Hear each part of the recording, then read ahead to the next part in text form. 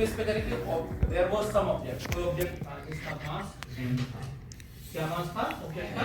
m मास था। और object कितनी स्पीड से चल रहा था?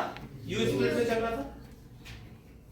It is subjected to a force, इसके ऊपर एक फोर्स लगाया, उस फोर्स लगाते हैं, उस फोर्स की वजह से ये ऑब्जेक्ट जो u वेलोसिटी से चल रहा था अब कितनी वेलोसिटी से चलने लगता है? v वेलोसिटी से।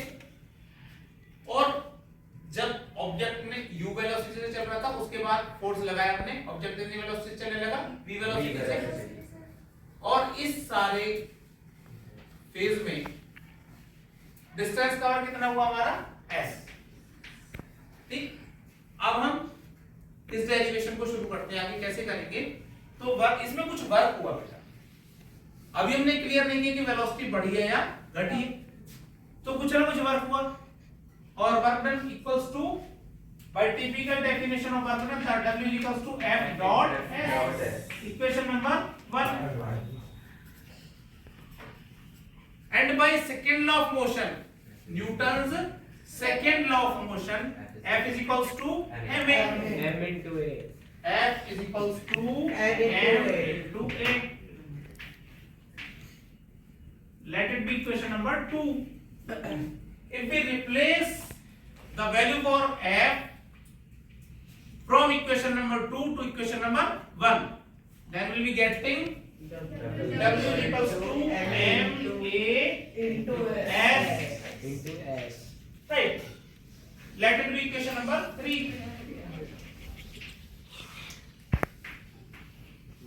अब हमारे पास ये आ गया। लेकिन काइनेटिक एनर्जी का फॉर्मूला क्या है? Ek is equals to 1/2 mv square।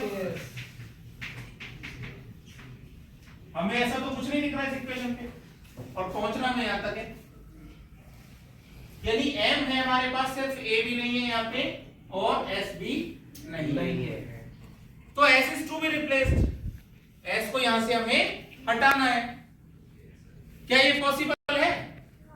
कोई भी ऐसा इक्वेशन, और a को भी हटाना है, कोई भी ऐसा इक्वेशन जिसमें a और s आते हो, कौन सा इक्वेशन है? Third equation of motion, that is v square minus u, third equation of motion,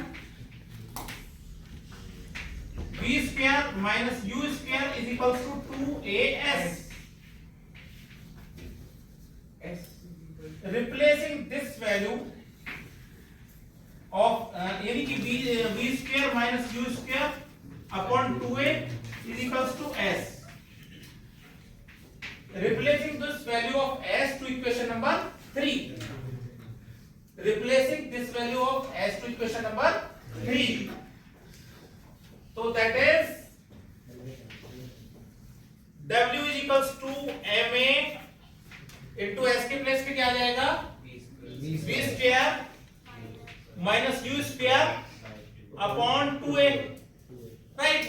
a cancel this a, that is W is equals to m into v square minus u square upon 2।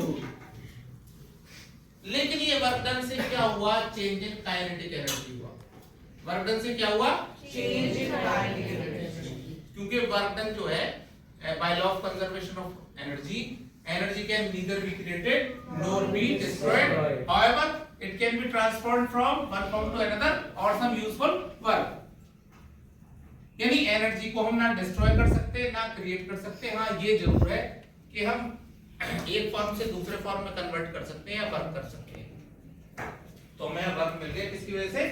Energy की वजह से।